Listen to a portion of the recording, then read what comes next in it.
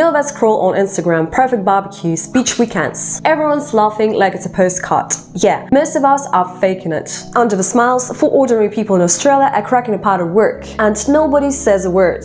These are their stories about how discrimination, subtle, casual, or straight up unfair, hits both foreigners and locals in ways you probably don't see. Maria, 35, originally from Russia, working in marketing in Sydney. She's got the skills, the degree, years of experience back home, but every job interview feels like a wall. They nod politely, ask her to repeat herself because of her accent, then say things like communication skills aren't quite up to scratch for client-facing work. Which is fair enough. At her current job, she gets the work done, but promotions goes to the Aussie-born guy who sounds more professional. She stays quiet because speaking up might label her difficult. Late at night, she practices saying sentences over and over in the mirror, wondering if her voice will ever be enough. What about the chip? My tiny little nipples went to France. She often stays late doing overtime, taking on extra tasks nobody else wants. But the harder she works, the more is expected of her. Yet the promotions never come.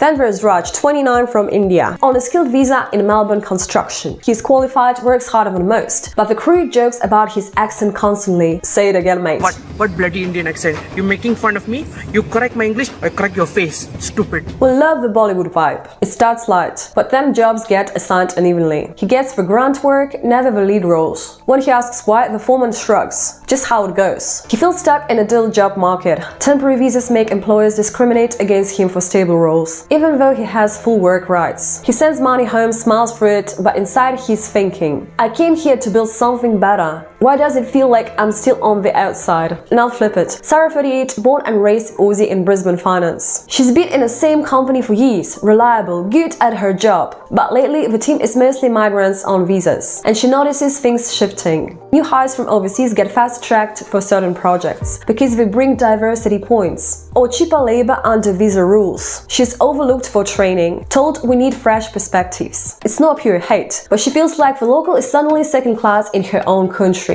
She doesn't complain, but she's quietly updating her resume, wondering if being born here is now a disadvantage in some workplaces. The irony stinks. The system meant to help everyone sometimes leaves locals feeling pushed aside.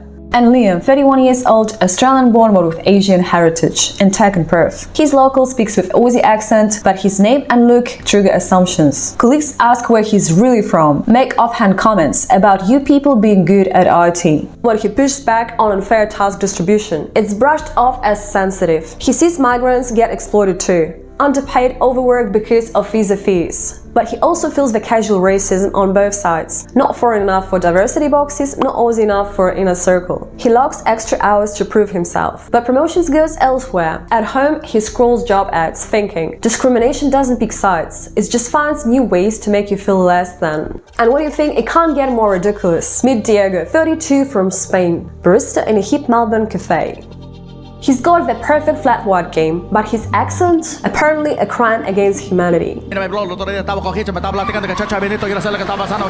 One day the boss pulls him aside. Mate, customers love your coffee, but can you tone down your accent? They think you're saying espresso like you're proposing marriage. Diego notes, tries his best Aussie version. Sounds like a drunk kangaroo attempting English.